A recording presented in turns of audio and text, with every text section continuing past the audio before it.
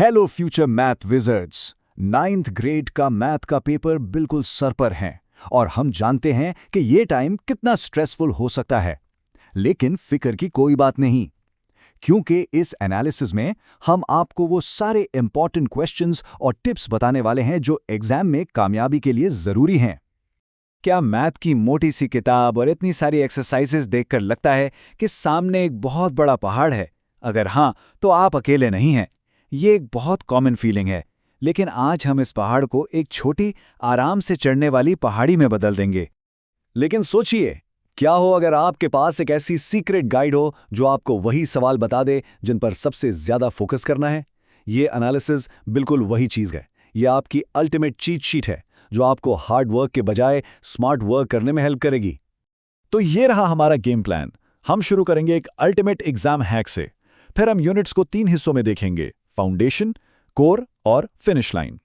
इसके बाद हम कुछ एक्स्ट्रा प्रो टिप्स पर भी बात करेंगे और आखिर में आपको एक फाइनल मिशन यानी एक एक्शन प्लान देंगे जो आपकी सक्सेस को लॉक कर देगा। ठीक है, तो चलिए सीधा काम की बात पे आते हैं। ये गाइड सिर्फ गेसिंग पर बेस्ड नहीं है। ये फेडरल बोर्ड के एग्जाम पैटर्न्स के डीप एनालिसिस की बुनियाद पर बनाई गई है। ये आपको बताएगी कि अपनी एनर्जी कहाँ लगानी है ताकि आपको बेस्ट रिजल्ट्स मिलें।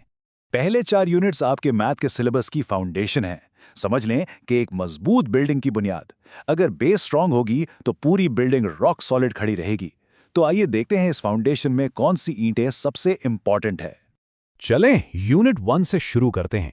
स्क्रीन पर जो क्वेश्चंस नजर आ रहे हैं ये बेसिक कॉन्सेप्ट्स को पक्का करने के लिए लाजमी है।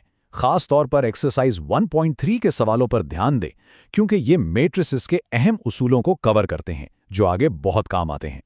अच्छा, यूनिट 2 में आप देख सकते हैं कि कुछ एग्जाम्पल्स भी शामिल हैं। मतलब सिर्फ एक्सरसाइजेज ही नहीं, सॉल्व्ड एग्जाम्पल्स को समझना भी बहुत जरूरी है। लेकिन यहाँ का जो रियल स्टार है वो है एक्सरसाइज 2.6, जिसे कंप्लीट सॉल्व करने को कहा गया है। ये एक बहुत बड़ा हिंट है कि एग्जाम में इससे क्वेश्चन आने का हाई चांस है। यूनिट 3 है लॉगरिदम्स के बारे में। यहाँ एक्सरसाइज 3.2 और 3.4 से इतने सारे सवाल हैं जो साफ बताता है कि लॉ की प्रॉपर्टीज और उनको यूज करना कितना इंपॉर्टेंट है। इन क्वेश्चंस की प्रैक्टिस से आपके कॉन्सेप्ट्स बिल्कुल क्लियर हो जाएंगे। अब जरा यूनिट 4 में देखें। 2 पूरी एक्सरसाइजेज 4.5 और 4.7 को कंप्लीट तैयार करने के लिए मार्क किया गया है। ये एक बहुत बड़ा इशारा है कि ये टॉपिक्स एग्जामिनर्स के फेवरेट्स हैं, तो इनको बिल्कुल भी हल्के में नहीं लेना। इनमें से कोई भी सवाल पेपर में देखकर हैरान नहीं होना। तो अब जब हमारी फाउंडेशन स्ट्रांग हो चुकी है, चलें अब सिलेबस के दिल यानी द कोर की तरफ बढ़ते हैं। ये हैं यूनिट्स 5 से 8 और इन पर कमांड हासिल करना अच्छे नंबरों और एक्सीलेंट ग्रेड के बीच का फर्क साबित हो सकता है। यूनिट 5 जो कि फैक्टराइजेशन के बारे में है, इसमें एक्सरसाइज 5.3 और 5.4 से सवालों का एक बड़ा चंक इम्पॉर्टेंट है। ये वो स्किल है जो आपको आगे के क्लासेस में भी बहुत काम आएगी, इसलिए इन सवालों को अच्छी तरह समझकर सॉल्व करें। यूनिट 6 में आप देख सकते हैं कि हर एक्सरसाइज से कुछ सिलेक्टेड क्वेश्चंस हैं, लेकिन एक्सरसाइज 6.5 और मिसलेनियस एक्सरसाइज 6 पर खास फोकस करें, क्योंकि इनमें ज़्यादा इंपॉर्टेंट क्वेश्चंस हैं जो आपकी HCF और LCM की अंडरस्टैंडिंग को टेस्ट करते हैं। यूनिट 7 में गौर करें कि एक्सरसाइज 7.1 के क्वेश्चन नंबर 3 से 10 तक सभी इंपॉर्टेंट हैं। ये एक क्लियर सिग्नल है कि इस एक एक्सरसाइज से कई कॉन्सेप्ट्स टेस्ट हो सकते हैं, इसलिए इसे बहुत अच्छी तरह तैयार करें। और यूनिट 8 में एक्सरसाइज 8.1 में क्वेश्चन 5 से 14 तक एक लंबी लिस्ट है। घबराना नहीं है। इसका सीधा सा मतलब ये है कि इस यूनिट से लॉन्ग क्वेश्चंस आने का चांस बहुत ज़्यादा है, इसलिए इन पर टाइम लगाना आपके लिए फायदेमंद होगा। चले जी, अब हम फाइनल स्टेज में दाखिल हो रहे हैं। आप बस मंजिल के करीब हैं। ये आखिरी 3 यूनिट्स हैं और यहाँ पर फोकस मेंटेन करना आपको एक विनर की तरह फिनिश लाइन के पार ले जाएगा। यूनिट 9 में आप देखेंगे कि एक्सरसाइज 9.4 और 9.5 में बहुत से क्वेश्चन हैं।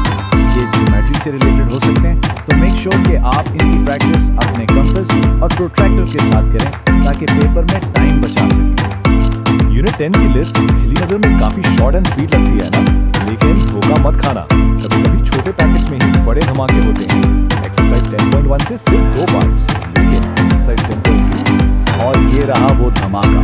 हमारे एनालिसिस में ये बात बिल्कुल साफ है कि एक्सरसाइज 10.2 को वेरी इंपॉर्टेंट मार्क किया गया है।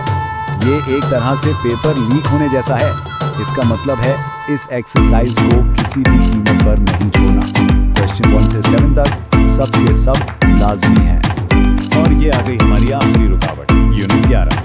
यहाँ एक्सरसाइज 11.2 एक बार फिर बहुत सारे इंपॉर्टेंट क्वेश्चंस और एग्जांपल्स के साथ सबसे आगे है। ये इसलिए है ताकि ये चेक किया जा सके कि आप सारे कॉन्सेप्ट्स को मिलाकर प्रॉब्लम सॉल्व कर सकते हैं या नहीं। और ये देखें, बिल्कुल एक्सरसाइज 10.2 की तरह हमारे एनालिसिस ने एक्सरसाइज 11.2 को भी वेरी इंपॉर्टेंट करार दिया है।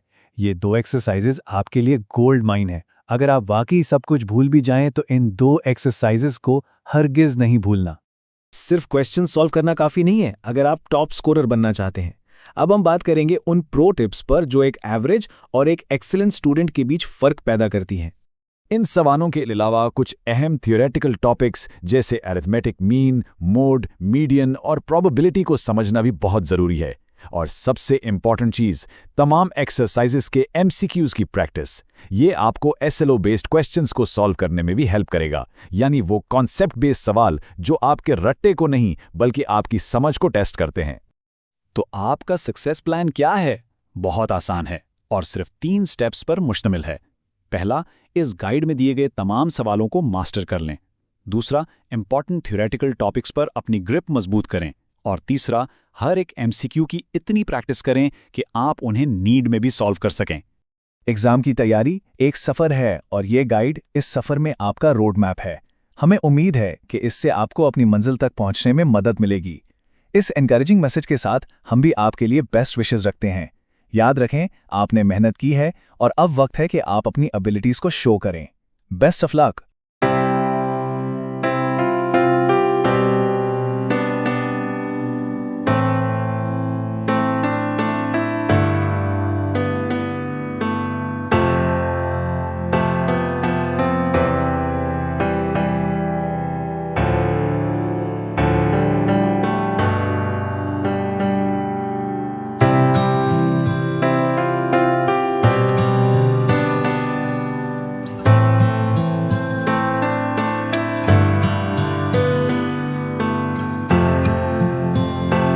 अगर ये मालूमात आपके लिए मुफीद साबित हुई हों तो वीडियो को लाइक करें, चैनल को सब्सक्राइब करें और इसे दूसरों के साथ शेयर करें।